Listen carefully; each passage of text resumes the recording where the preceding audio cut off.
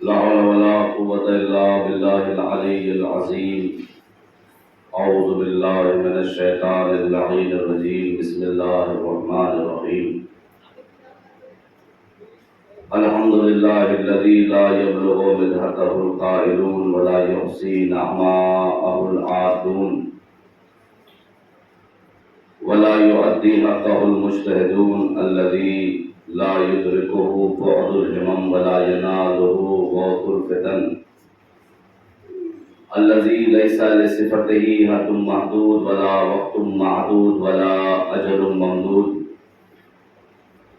فطر الخلائق بقدرته ونشر الرياح برحمته ووتد بالسحور ميدان أرضه ثم الصلاة والسلام والتحية والإكرام على النبي الأمي المكي المدني القرشي الهاشمي الاتهامي مولانا ومولى الثقلين جد الحسنين أبي القاسم محمد وعلى أهل بيته الطيبين الطاهرين المعصومين المظلومين المنتخبين المنتجبين ولعنة الله على أعدائهم وغاصب حقوقهم ومنكر فضائلهم ومصائبهم وشجاعتهم وطهارتهم وولايتهم وعطشهم أجمعين.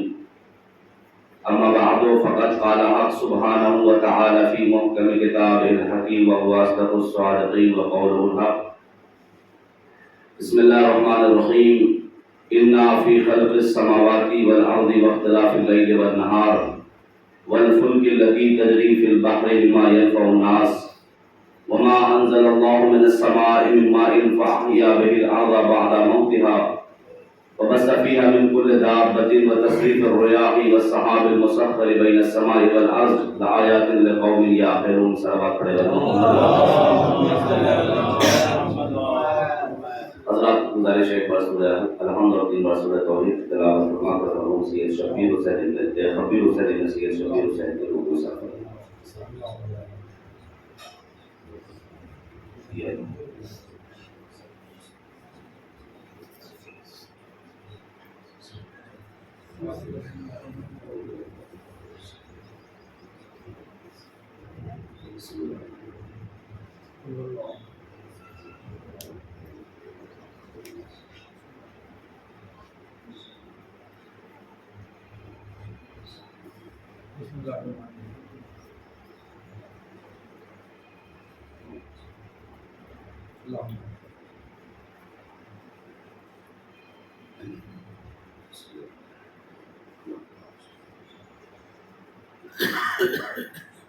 حاضرین گرامی قدر، معزز حامل کرام، ایک مرحوم کے سال ثواب کی مجلس ہے.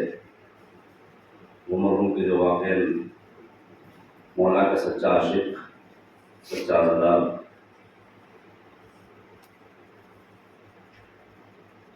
یقیناً جب کوئی انسان اس دنیا سے جاتا ہے، آپ بہرحال جانتے ہیں کہ ہم سب یہی دعا کرتے ہیں کہ پروردگار ہمیں جوار معصومی کی جگہ عنایت فرمائے، اس لیے کہ یہ زندگی کا جو خاکہ ہے یہ بہت مختصر ہے، بہت چھوٹا ہے. لہٰذا وہ جملہ کہ جو بار بار آپ کے ذہنوں تک پہنچتا ہے، آپ کے کانوں تک رسائی ہوتی ہے کہ ہر وقت انسان کو موت کو فراموش نہیں کرنا چاہیے. ہر وقت انسان اپنے ذہن میں یہ رکھے کہ ایک دن اللہ کی بارگاہ میں پلٹ کے جانا ہے، اور پلٹ کے جانے کے لیے کچھ ایسی چیزیں مہیا کرنی پڑے گی، آمادہ کرنی پڑے گی کہ جس کے ذریعے پروردگار عالم کے سامنے ہم اپنے اعمال حسنہ کو رکھ سکیں، تاکہ پروردگار عالم اس کے عوض میں ہمیں جنت جیسی نعمت عطا کر سکے، تاکہ ہم یہ سمجھے کہ دنیا ہمیشہ رہنے والی جگہ نہیں ہے، دنیا فانی ہے، یہ جگہ فنا ہونے والی ہے. لہذا ہر انسان کو آمادہ ہونا چاہیے، تیار رہنا چاہیے. اس دنیا کو پناہگاہ نہیں سمجھنا چاہیے کہ ہمیشہ ہمیں اس کائنات میں رہنا ہے، ہمیں اس دنیا میں رہنا ہے. انسان کے بولے ہوئے الفاظ ختم ہو جاتے ہیں، انسان کی کہی ہوئی باتیں ختم ہو جاتی ہیں، اگر پروردگار عالم کی یہاں کوئی چیز ہوتی ہے تو وہ اعمال حسنہ ہوتی ہے، اچھے اعمال ہوتے ہیں. جتنے اچھے اعمال کرو گے پروردگار عالم کے یہاں اتنے اچھا حساب تمہیں دینا پڑے گا، اور پروردگار عالم تمہیں اسی اعتبار سے اجر عظیم سے نوازے گا. صلوات پڑھے گا محمد.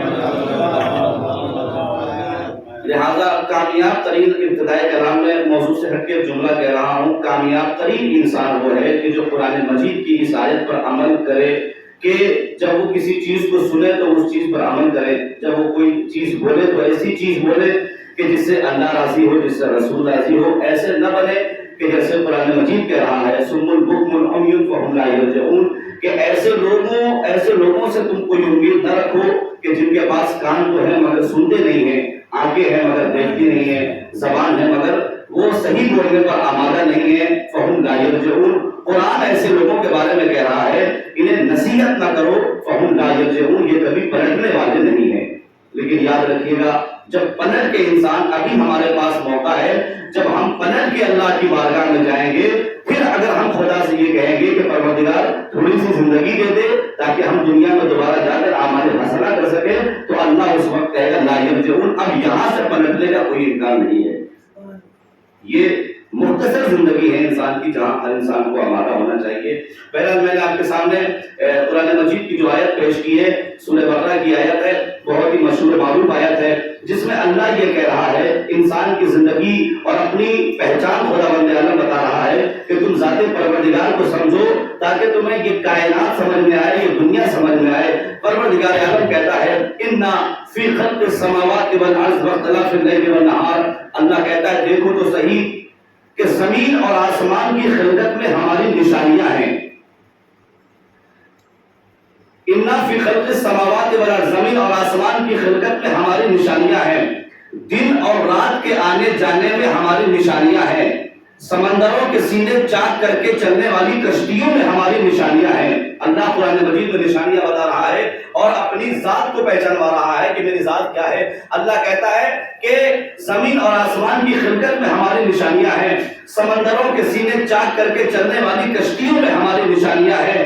وما انزل اللہ من السماء من ماء، اور ہم نے یہ آسمان سے جو پانی برسائے ہیں اس برستے ہوئے پانی میں ہماری نشانیاں ہیں. یہ میں آپ کے سامنے قرآن مجید کا ترجمہ کر رہا ہوں. یہ ہم نے آسمان سے جو پانی برسائے ہیں نا اس برستے ہوئے پانی میں ہماری نشانیاں ہیں. فَأَحْيَا بِهِ الْأَرْضَ بَعْدَ مَوْتِهَا، اللہ کہتا ہے کہ ہم اس پانی کے ذریعے مردہ زمین کو زندہ کرتے ہیں. توجہ فرما رہے ہیں آپ؟ اللہ کیا کہتا ہے ہم اس پانی کے ذریعے، کون سے پانی کے ذریعے؟ جو ہم نے آسمان سے نازل کیے ہیں، جو ہم نے آسمان سے برسائے ہیں، ہم اس پانی کے ذریعے مردہ زمین کو زندہ کرتے ہیں. میرے مالک سمجھ میں نہیں آیا؟ کہا مطلب یہ ہے کہ موت کے بعد زندگی میں ہماری نشانیاں ہیں. باریکی محسوس کر رہے ہیں قرآن مجید کی؟ کیا کہا اللہ نے؟ موت کے بعد زندگی میں ہماری نشانیاں ہیں. اور آگے اللہ کہتا ہے وَبَثَّ فِيهَا مِن كُلِّ دَابَّةٍ، یہ زمین پر جو چوپائے ہیں نا، یہ جانور ہے نا، اس میں بھی ہماری نشانیاں ہیں. وَتَصْرِيفِ الرِّيَاحِ وَالسَّحَابِ الْمُسَخَّرِ، اور زمین پر یہ جو ہوائیں چلتی ہیں زمین پر، انہیں کبھی روک لینا، کبھی چھوڑ دینا، کبھی چلا دینا، کبھی بند کر دینا، اس میں بھی ہماری نشانیاں ہیں. لیکن یاد رکھنا یہ تمام کی تمام نشانیاں لَآيَاتٍ لِقَوْمٍ يَعْقِلُونَ، عقل والوں کے لیے ہے، پاگلوں کے لیے نہیں ہے. صلوات پڑھے بر محمد والے. یہ نشانیاں کس کے لیے ہیں؟ عقل والوں کے لیے ہے، صاحبان تدبر کے لیے ہے، صاحبان فکر کے لیے ہے، جو قرآن میں تدبر کرتے ہیں، جو قرآن میں غور و فکر کرتے ہیں، جو قرآن کو سمجھ کے پڑھتے ہیں. ایک جملہ کہہ دوں، بات آ گئی تو بیان کر دوں. آج ہم نے قرآن کو صرف مرنے کے لیے محدود کر دیا کہ جب کوئی مرے گا، ظاہر سی بات ہے جب قرآن پڑھی جاتی ہے تو ہم اس اعتبار سے قرآن کو نہیں پڑھتے، جبکہ قرآن مجید خود کہہ رہا ہے قرآن شفا ہے، قرآن مشکل کشا ہے. اس قرآن مجید میں ہر طرح کا ذکر موجود ہے، اسے پڑھو تاکہ تمہاری زندگی آسان بن جائے. لیکن ہم قرآن مجید کو ہم نے کس لیے محدود کر دیا کہ جب بیٹی کی شادی ہوگی تو اسے جہیز میں دے دیا جائے گا، جب کوئی مرے گا تو ایک فرد آئے گا قرآن مجید بیٹھ کے پڑھے گا۔ عزیزان گرامی، جس طریقے سے آج ہم قرآن کو ہلکا سمجھ رہے ہیں، جب مرنے کے بعد اللہ کی بارگاہ میں پلٹ کے جاؤ گے تو یقین مانیے پروردگار عالم قرآن شکایت کرے گا پروردگار عالم سے، میرے مالک یہ قرآن تو پڑھتا تھا مگر قرآن سمجھ کے نہیں پڑھتا تھا، یہ قرآن پڑھتا ہی نہیں تھا۔ لہذا یہ اللہ کی وہ کتاب ہے جسے کبھی آسان نہیں سمجھنا چاہیے، جسے کبھی ہلکے میں نہیں لینا چاہیے۔ اللہ کہتا ہے کہ یہ تمام کی تمام نشانیاں ہیں، لیکن کس کے لیے ہے؟ لآیات لقوم یعقلون، صاحبان فکر کے لیے ہے، صاحبان تدبر کے لیے ہے۔ اس کا مطلب کیا ہوا؟ اللہ قرآن مجید میں بار بار یہ نشانیاں بتا رہا ہے۔ چاند ہماری نشانی ہے، سورج ہماری نشانی ہے۔ اس کا کیا مطلب؟ سورج کو دیکھو اللہ کو پہچانو، چاند کو دیکھو اللہ کو پہچانو، سمندروں میں چلتی ہوئی کشتیوں کو دیکھو اللہ کو پہچانو، پانی کے ذریعے مردہ زمین کو زندہ ہوتے ہوئے دیکھو اللہ کو پہچانو، پانی کے ذریعے مردہ زمین کو زندہ ہوتے ہوئے دیکھو اللہ کو پہچانو، سمندروں میں چلتی ہوئی کشتیوں کو دیکھو اللہ کو پہچانو، اللہ کو پہچانو، اللہ کو پہچانو۔ ہر کوئی کہتا ہے اللہ کو پہچانو، مسلمان مسجد کا دروازہ کھول کے کہتا ہے اللہ کو پہچانو، فادر چرچ کا دروازہ کھول کے کہتا ہے گاڈ کو پہچانو، پنڈت مندر کی گھنٹی بجا کے کہتا ہے بھگوان کو پہچانو، تو کوئی کہتا ہے اللہ کو پہچانو، کوئی کہتا ہے گاڈ کو پہچانو، کوئی کہتا ہے بھگوان کو پہچانو۔ خدا کی قسم کائنات میں واحد ذات ہے علی جس نے یہ کہا من عرف نفسا فقد عرف ربا، پہلے اپنے کو پہچانو پھر اپنے رب کو پہچانو۔ صلوات پڑھے پر محمد۔ کیا کہا میرے مولا نے؟ من عرف نفسا فقد عرف ربا، جس نے اپنے آپ کو پہچان لیا اس نے اپنے رب کو پہچان لیا۔ پہلے اپنے آپ کو پہچانو پھر اپنے رب کو پہچانو۔ اللہ کہتا ہے کہ چاند ہماری نشانی ہے، یہ سورج ہماری نشانی ہے، سمندروں میں چلتی ہوئی کشتیوں کو دیکھو اللہ کو پہچانو، پانی کے ذریعے مردہ زمین کو زندہ ہوتے ہوئے دیکھو اللہ کو پہچانو۔ میرے مالک کیا مطلب؟ کہا موت کے بعد زندگی میں ہماری نشانیاں ہیں، اسے محسوس کیجیے گا۔ اب میں آپ کے سامنے قرآن مجید کی دوسری آیت پڑھ رہا ہوں جس میں اللہ کہتا ہے سورہ یاسین بسم اللہ الرحمن الرحیم وَآیَةٌ لَهُمُ الْأَرْضُ الْمَيْدَةُ أَحْيَيْنَاهَا وَأَخْرَجْنَا مِنْهَا حَبًّا فَمِنْهُ يَأْكُلُونَ۔ اللہ کہتا ہے ذرا موت کی باریکی کو محسوس کیجیے گا۔ اللہ کہتا ہے کہ ہماری نشانی یہ ہے کہ ایک مردہ زمین تھی ہم نے اسے زندہ کیا۔ یہ ترجمہ میں نے آپ کے سامنے بیان کر دیا۔ کیا کہا اللہ نے؟ ہماری نشانی یہ ہے وَآیَةٌ لَهُمُ الْأَرْضُ الْمَيْدَةُ کہ ایک مردہ زمین تھی ہم نے اسے زندہ کیا۔ میرے مالک ہم نے آج تک یہ دیکھا کہ جانور مرتے ہیں، جانور پیدا ہوتے ہیں، انسان مرتا ہے، انسان پیدا ہوتا ہے۔ میرے مالک یہ کیا کہ تو کہہ رہا ہے زمین بھی مردہ زمین بھی زندہ، اللہ کہہ رہا ہے زمین بھی مردہ زمین بھی زندہ۔ میرے مالک مردہ زمین کسے کہتے ہیں؟ کہ یاد رکھو جس زمین سے آیت پڑھو وَأَخْرَجْنَا مِنْهَا حَبًّا فَمِنْهُ يَأْكُلُونَ، جس زمین سے غلہ اگے وہ زمین زندہ، جس زمین سے غلہ نہ اگے وہ زمین مردہ۔ توجہ فرمانا، جس زمین سے غلہ نہ ہوگے وہ زمین مردہ، جس زمین سے دانا ہوگے وہ زمین زندہ۔ تو اللہ نے ذرا محسوس کیجئے گا، اللہ نے جملہ پڑھ رہا ہوں، اللہ نے قرآن مجید میں مردہ اور زندہ بتا دیا کہ جو دوسروں کے کام نہ آئے اسے مردہ کہتے ہیں۔ توجہ فرمانا، جو دوسروں کے کام نہ آئے اسے مردہ کہتے ہیں، جو دوسروں کے کام آ جائے اسے زندہ کہتے ہیں۔ زندگی اکیلے جینے کا نام نہیں ہے، زندگی اکیلے بسر کرنے کا نام نہیں ہے۔ اللہ قرآن مجید میں کہہ رہا ہے جو دوسروں کے کام نہ آئے، چاہے کسی بھی اعتبار سے کام آئے، وہ زندہ، جو دوسروں کے کام نہ آئے وہ مردہ۔ اب یہاں سے انسان کی اوقات بتا رہا ہے قرآن، اللہ انسان کی اوقات بتا رہا ہے، انسان کی غربت بتا رہا ہے اور اپنی قدرت بتا رہا ہے کہ میری قدرت کیا ہے اور انسان کی غربت کیا ہے۔ سورہ بقرہ کی آیت پھر پڑھ رہا ہوں، اللہ کہتا ہے بسم اللہ الرحمن الرحیم کیف تکفرون باللہ وکنتم امواتا ثم یمیتکم ثم یحییکم ثم الیہ ترجعون۔ اللہ کہتا ہے کہ تم کیسے خدا کا انکار کرو گے، تم ماں کے پیٹ میں آنے سے پہلے مردہ ہو، ہے نہیں مردہ انسان۔ اللہ کیا کہتا ہے کہ تم ماں کے پیٹ میں آنے سے پہلے مردہ ہو. کیف تکفرون باللہ, تم کیسے خدا کا انکار کرو گے؟ تم ماں کے پیٹ میں آنے سے پہلے مردہ ہو. ظاہر سی بات ہے, ہاتھ ہے کسی کی مدد نہیں کرتا, زبان ہے کسی کے سوال کا جواب نہیں دیتی, آنکھیں ہیں دیکھتی نہیں, جانے کے بعد انسان کفن میں لپٹا پڑا ہوا ہے, کسی کی مدد نہیں کرتا. ہاتھ ہے کسی کی مدد نہیں کرتا, زبان ہے کسی کے سوال کا جواب نہیں دیتی, آنکھیں ہیں دیکھتی نہیں. تو تم آنے سے پہلے بھی مردہ, جانے کے بعد بھی مردہ. یہ میں نہیں کہہ رہا, قرآن کہہ رہا ہے. تم آنے سے پہلے بھی مردہ, جانے کے بعد بھی مردہ. بس مجھے پوری کائنات میں ایک خاندان کے دو ملے. میرے محمد نے کہا یا علی نصرت کل نبی سرن, علی آپ نے آنے سے پہلے سارے نبیوں کی مدد چھوٹ کے کی تو فیصلہ ہو گیا. علی نے آنے سے پہلے سارے نبیوں کی مدد کر کے بتایا کہ ہم آنے سے پہلے زندہ. حسین نے نیزے پہ قرآن سنا کے بتایا, ہم جانے کے بعد زندہ. صلوات پڑھے محمد. کیف تکفرون باللہ, تم کیسے خدا کا انکار کرو گے؟ تم ماں کے پیٹ میں آنے سے پہلے مردہ ہو. انسان جب پستی سے بلندی کی طرف جاتا ہے تو خوش ہوتا ہے. ہر انسان کی عقل اس بات کو قبول کرتی ہے کہ جب انسان پستی سے بلندی کی طرف جاتا ہے تو خوش ہوتا ہے, لیکن جب بلندی سے پستی کی طرف آ جائے تو انسان ناراض ہوتا ہے. بھائی کسی کے پاس سائیکل نہیں تھی, اس کے پاس سائیکل آ گئی, خوش ہو گیا. موٹر سائیکل آ گئی, خوش ہو گیا. گاڑی آ گئی, بلڈنگ آ گئی تو میں اور ہم کرنے لگتا ہے. اب جو ہے نا, اب یہاں سے بتاؤں انسان کس بات کی گھمنڈ کر رہا ہے, کس بات کا گھمنڈ کر رہا ہے؟ تم آنے سے پہلے مردہ ہو, جانے کے بعد بھی مردہ ہو. تم آنے سے پہلے بھی نجس, جانے کے بعد بھی نجس, اور اتنے نجس کہ اگر کوئی چھو لے تو غسل مسح میت واجب ہو جائے.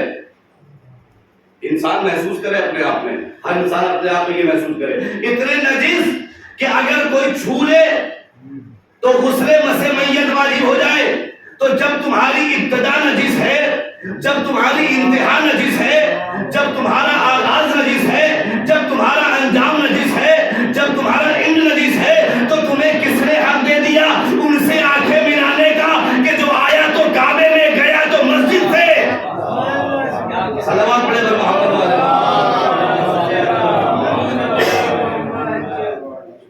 تم کیسے خدا کا انکار کرو گے؟ کیف تکفرون باللہ وکنتم امواتا, تم ماں کے پیٹ میں آنے سے پہلے مردہ ہو. ایک آیت ہے قرآن مجید کی, زبان پر بچوں کی ہے. جیسے کسی کا انتقال ہوتا ہے, ہمارے زبان پر کون سی آیت کا لفظ آتا ہے؟ ٹکڑا, انا للہ و انا الیہ راجعون. آدھی ہم نے پڑھی, آدھی آپ نے پڑھ دی. انا للہ و انا الیہ راجعون. قرآن مجید کی یہ وہ واحد آیت ہے کہ جسے آپ کو کسی نے یاد نہیں کرائی. مدرسے میں ہمیں بہت سی آیتیں یاد کرائی گئی, یا ہم نے خود سے بہت سی آیتیں یاد کی, لیکن قرآن مجید کی یہ وہ واحد آیت ہے جو ہمیں کسی نے یاد نہیں کرائی. جیسے ہی کسی کا انتقال ہوا, اچھا یہ وہ واحد آیت ہے, اللہ نے موت کے وقت موت کی آیت نہیں پڑھائی. بھائی بہت ساری آیتیں تھی قرآن مجید, کل نفس ذائقۃ الموت, ہر نفس کو موت کا مزہ چکھنا ہے. الذی خلق الموت والحیات, پھر اس نے موت اور حیات کو خلق کیا. تو اللہ چاہتا تو موت کے وقت موت کی آیت پڑھوا دیتا. اللہ بتانا چاہتا ہے کہ ہم تمہیں ڈرانا نہیں چاہتے, ہم تمہیں سمجھانا چاہتے ہیں. ہم تمہیں ڈرانا نہیں چاہتے, ہم تمہیں سمجھانا چاہتے ہیں. قبر میں انسان سے کیا سوال کیا جائے گا؟ خدا کے بارے میں, نبی کے بارے میں, دین کے بارے میں. یہی پوچھا جائے گا, بتا تیرا نبی کون ہے, تیرا خدا کون ہے, تیری کتاب کیا ہے, تیرا کعبہ کیا ہے, تیرا قبلہ کیا ہے. یہی انسان سے سوال کیا. کتنا آسان سوال ہے. ابھی کسی بچے سے پوچھا جائے تو وہ اس سوال کا جواب دے دے گا, لیکن روایت میں ملتا ہے کہ جب انسان سے قبر میں یہی سوال کیے جائیں گے تو انسان جواب نہیں دے پائے گا. کیوں؟ جب نبی کو زندگی میں یاد کیا ہو, جب تو نبی یاد آئے, جب زندگی میں قرآن کو یاد کیا ہو, جب تو قرآن یاد آئے, جب زندگی میں خدا کو یاد کیا ہو, عبادت کی ہو, خدا کی نماز پڑھی ہو, روزہ رکھا ہو, جب تو خدا یاد آئے. ہم نے زندگی بھر اللہ کی عبادت نہیں کی, اور صرف ہم اس بھروسے پر ہے کہ ہماری شفاعت ہو جائے گی. ہم قبر میں سوالات کے جوابات اتنا آسان نہیں ہے سکھانے کے رامی. انسان کے لیے جواب دینا قبر میں اتنا آسان نہیں ہے کہ جتنی آسانی سے ہم سن لیتے ہیں کہ ہم نبی کے بارے میں جواب دے دیں گے. اچھا کمال یہ ہے کہ یہ پرچہ پہلے ہی آؤٹ کر دیا گیا جواب کا. اگر کوئی ٹیچر اپنے اسٹوڈنٹ کی تیاری اچھی کرا دے نا تو پورا قبیلہ پورا محلہ آ کے بولتا ہے اپنے بچے کا ٹیوشن وہاں لگانا, اپنے بچے کا ایڈمیشن وہاں کرانا, فلاں اسکول میں, شہر کے فلاں اسکول میں اپنے بچے کا ایڈمیشن کرانا. اس لیے کہ ٹیچر نے جو جو پڑھایا تھا وہی ایگزام میں آیا. کمال ہے جب دنیا کا کوئی ٹیچر اپنے اسٹوڈنٹ کی تیاری اچھی کرا دے, جب اس کا کوئی جواب نہیں ہے تو جو آخرت کا پیپر بتا گئے.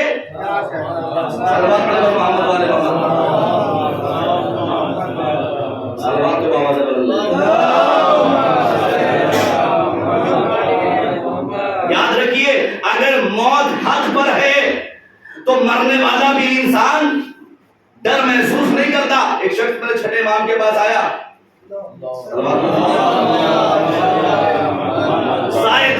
ذائقہ یہ لفظ جو ہے نا ذائقہ, اگر یہ محسوس کر لیا کسی نے اپنی زندگی میں تو خدا کی قسم انسان کے لیے موت آسان ہو جائے گی. ایک شخص چھٹے امام کے پاس آیا, آنے کے بعد کہتا ہے مولا موت کا ذائقہ کیا ہے, مولا موت کا ذائقہ کیا ہے. میرے مولا نے فرمایا دنیا میں جب بھی کوئی مرتا ہے, کہیں بھی مرتا ہے, میرا جد علی آ جاتا ہے. کہیں بھی مرتا ہے, کوئی بھی مرتا ہے, مومن مرے, منافق مرے, فاسق مرے, کوئی بھی مرے, میرے جد علی آ جاتے ہیں. کہا مولا میں پوچھ رہا ہوں موت کا ذائقہ کیا ہے. کہا بتا تو رہا ہوں دنیا میں جب بھی کوئی مرتا ہے, کہیں بھی مرتا ہے, میرے جد علی آ جاتے ہیں. کہا مولا میرا سوال اور ہے, میرا موضوع اور ہے, آپ جواب دے رہے. کہا مولا آپ کہا مولا موت کا ذائقہ کیا ہے.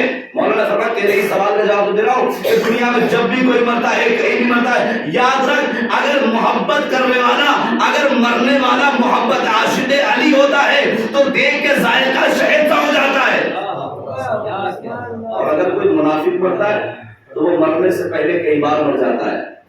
اگر کوئی فاسق مرتا ہے تو مرنے سے پہلے کئی بار مر جاتا ہے. محبت علی ایک ایسی چیز ہے کہ جس کے دل و دماغ میں سما گئی تو انسان اگر حقیقی عاشق علی ہے تو موت انسان کے لیے آسان ہو جاتی ہے.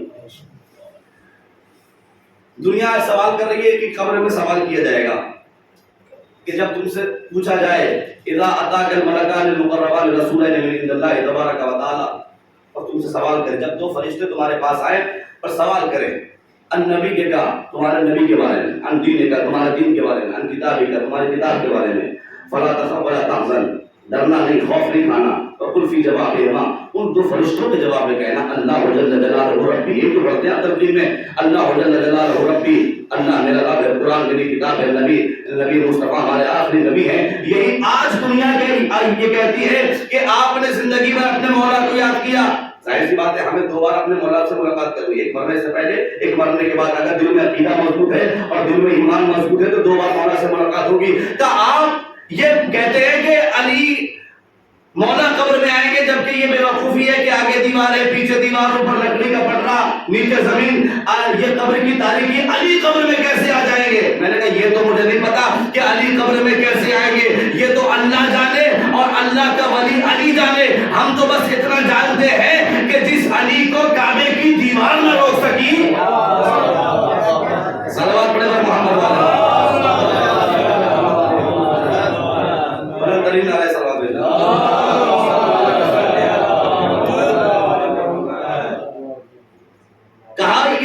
محسوس کرنے کی چیز ہے. ایمان اتنا مضبوط کیجیے. دنیا ہمیشہ رہنے والی جگہ نہیں ہے کہ یہاں انسان بیٹھ کے اپنے آپ میں یہ محسوس کرے. تو محبت اہل بیت ہے, یہ اللہ نے ایک عظیم تحفہ ہمیں دیا ہے کہ جس کے ذریعے ہم منزل مقصود تک پہنچ سکتے ہیں. منزل کو خود تلاشنا ہے, راستہ خود تلاشنا ہے کہ تمہیں کس راستے پہ جانا ہے. ایک علی کا راستہ, اہل بیت علیہ السلام کا راستہ ہے, ایک وہ راستہ ہے کہ جہاں سے تم گمراہ ہو جاؤ گے, جہاں سے تم بھٹک جاؤ گے. لہذا صراط مستقیم پر چلیں, سیدھے راستے پر چلیں, اس لیے کہ یہ وہ راستہ ہے اہدنا الصراط المستقیم. نماز میں یہی تو پڑھتے ہیں کہ پروردگار ہمیں سیدھے راستے پر قائم رکھنا.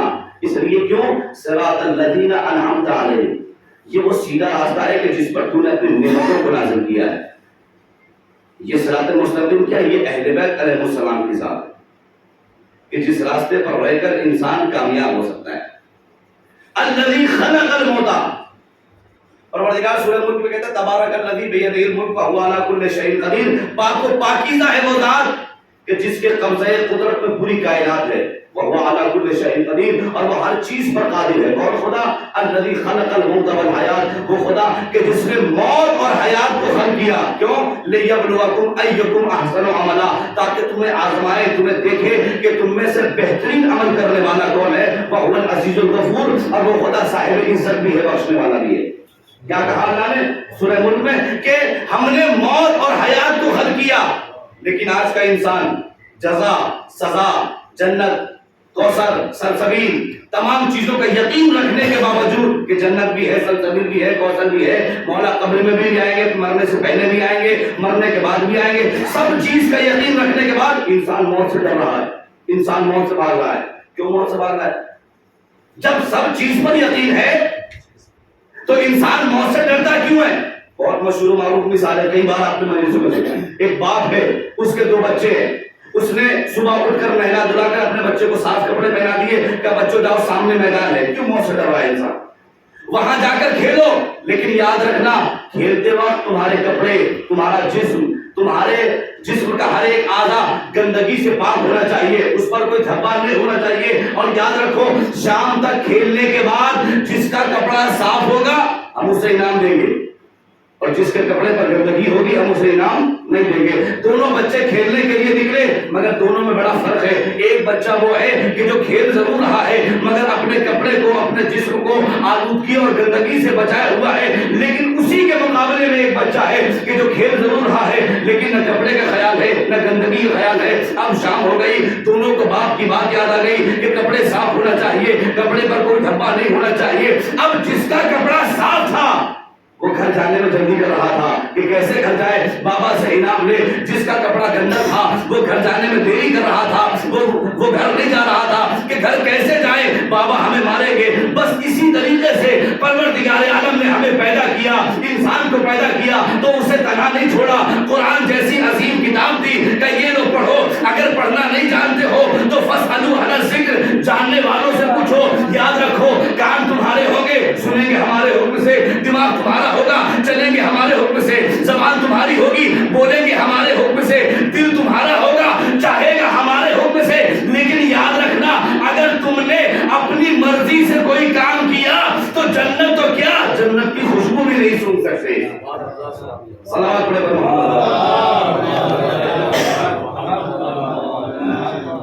آج انسان یہ کہتا ہے جب اللہ نے ہمیں پیدا کیا ہے تو اللہ نے یہ ہم پر پابندی کیوں عائد کر دی ہے کہ کام ہمارے حکم سے کرو، بغیر ہمارے حکم کے کچھ نہیں کر سکتے.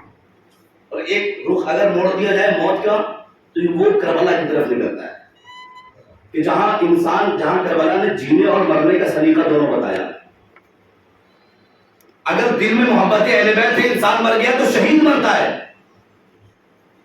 یہ میں نہیں کہہ رہا ہوں، یہ معصوم کی حدیث کے امام ماتا اللہ حب آل محمد ماتا شہیدہ، جو آل محمد کی محبت میں مرتا ہے وہ شہید مرتا ہے. کربلا بتا اگر کوئی شہید ہوتا ہے تو وہ زندہ ہوتا ہے.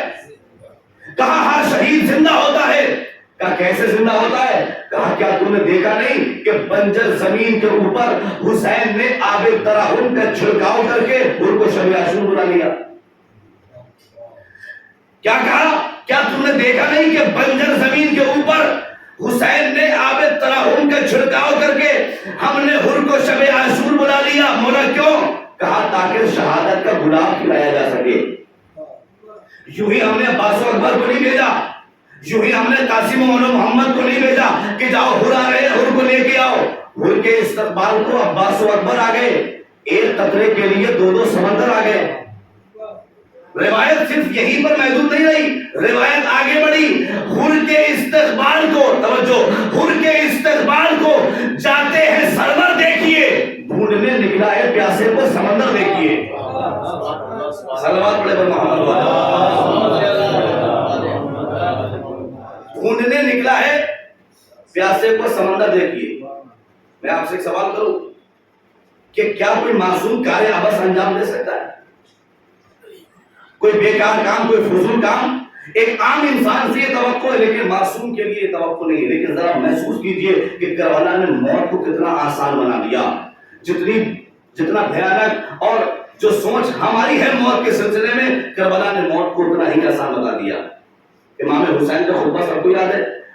10 محرم کو امام حسین کربلا کے میدان میں پہنچے. کیا کہا امام حسین نے؟ زہیر، شوذب، میں نے تمہاری جنگ دیکھی، کیا تم میری جنگ نہیں دیکھو گے؟ قاسم اور محمد ذرا سا جذبات پہ کنٹرول کیجیے گا. یہی تو کہا میرے مولانا، موت کو کتنا آسان بنایا مولانا نے. کہا میں نے تمہاری جنگ دیکھی ہے، کیا تم میری جنگ نہیں دیکھو گے؟ کیا امام جانتے نہیں تھے یہ تحقیق کر دیے گئے ہیں؟ کیا امام جانتے نہیں تھے کہ ان کی گردنیں ان کے تن سے الگ کر دی گئی ہے؟ کیا امام جانتے نہیں ہے کہ ان کی شہرگی حیات پہ حملہ ہو چکا ہے؟ پھر مولا کا یہ خطاب کیا ہے کہ زہیر اٹھو میری جنگ دیکھو، حبیب اٹھو میری جنگ دیکھو، علی اکبر اٹھو میری جنگ دیکھو. خدا کی قسم اگر امام کی آواز تشنا رہ جاتی تو میں قیامت تک حیات پاتا تو یہ کہتا کہ امام نے عبس پکارا تھا لیکن کٹی ہوئی گردن سے آواز آنا اس بات کی دلیل تھی کہ شہید مردہ نہیں زندہ ہوا کرتا ہے. صلوات پڑھے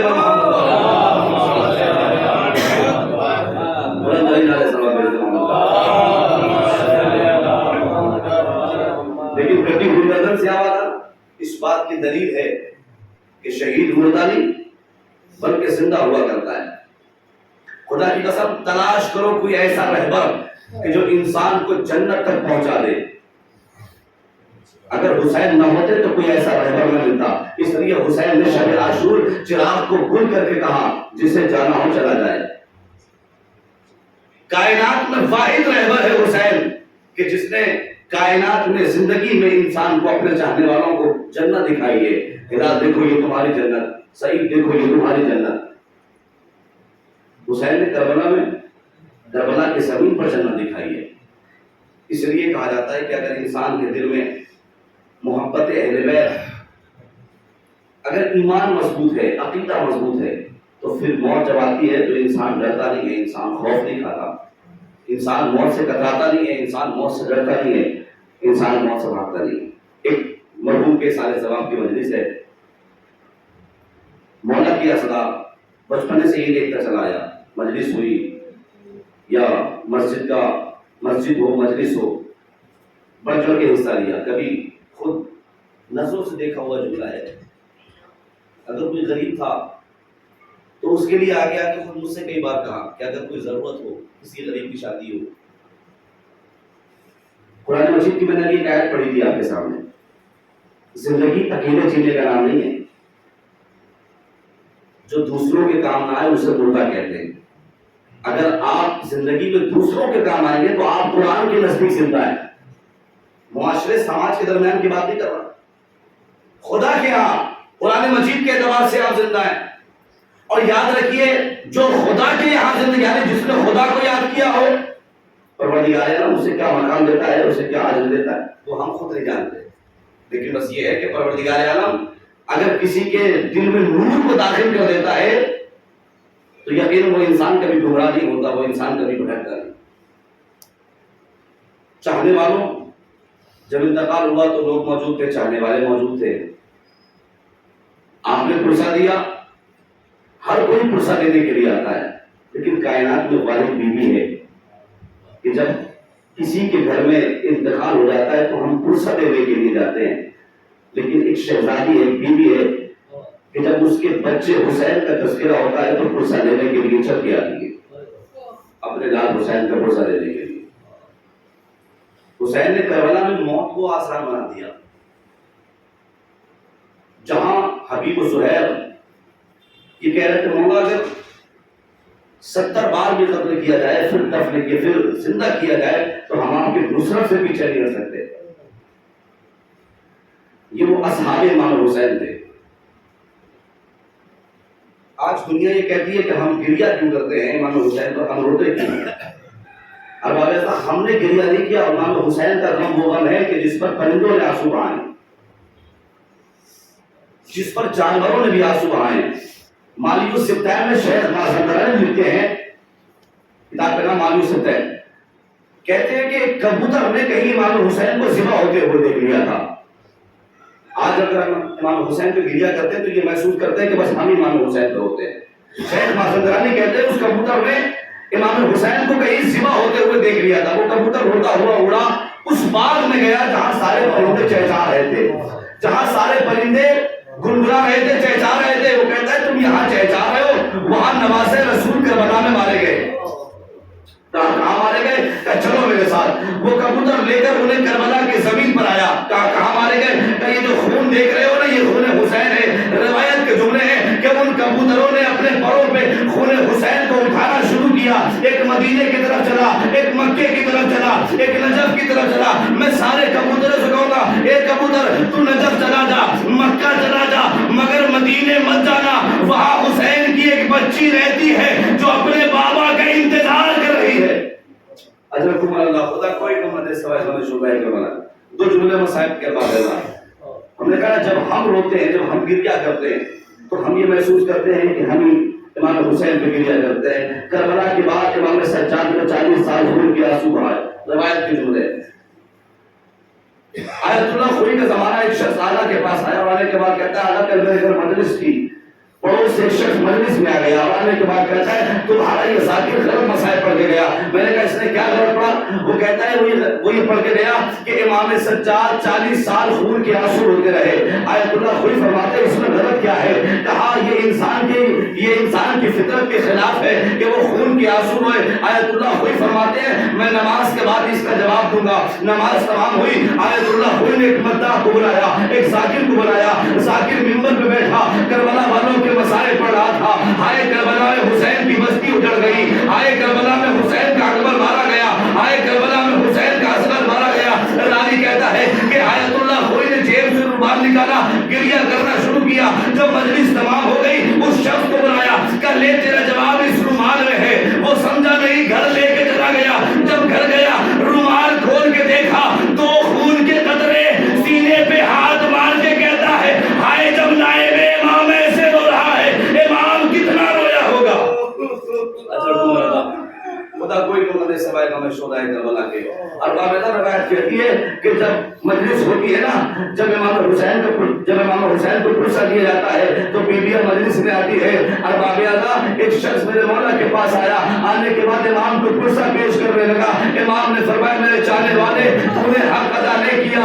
اس نے جیب سے رومال نکالا. کہ فرزند رسول رومال آنسوؤں سے تر ہو گئے. کہ ایسے نہ رویا کر, ایسے رویا کر کہ جیسے میری دادی فاطمہ الزہرا روتی ہے. خدا کوئی نعمت دے سوائے ہمیں شہدائے کربلا کے. اور باقاعدہ راوی کہتا ہے جب کربلا کے میدان میں حسین جب شہید ہو گئے نا, راوی کہتا ہے جب شمر سے کسی نے شام میں پوچھا, آخری جملہ ہے مصائب کا, جب شمر سے کسی نے شام میں پوچھا شمر یہ بتا جب تو حسین کے گلے پہ خنجر چلا رہا تھا تجھ سے حسین کا گلا نہیں کر رہا تھا. وہ کہتا ہے واللہ میرا خنجر بہت تیز تھا لیکن کیا بتاؤں جب میں حسین کے گلے پہ خنجر چلا رہا تھا ایسا محسوس ہو رہا تھا کسی دکھیا ماں کے ہاتھ حسین کے گلے پہ آ گئے ہو.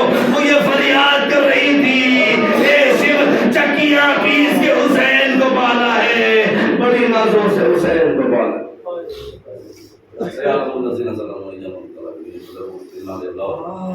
وَإِنَّا إِلَيْهِ رَاجِعُونَ.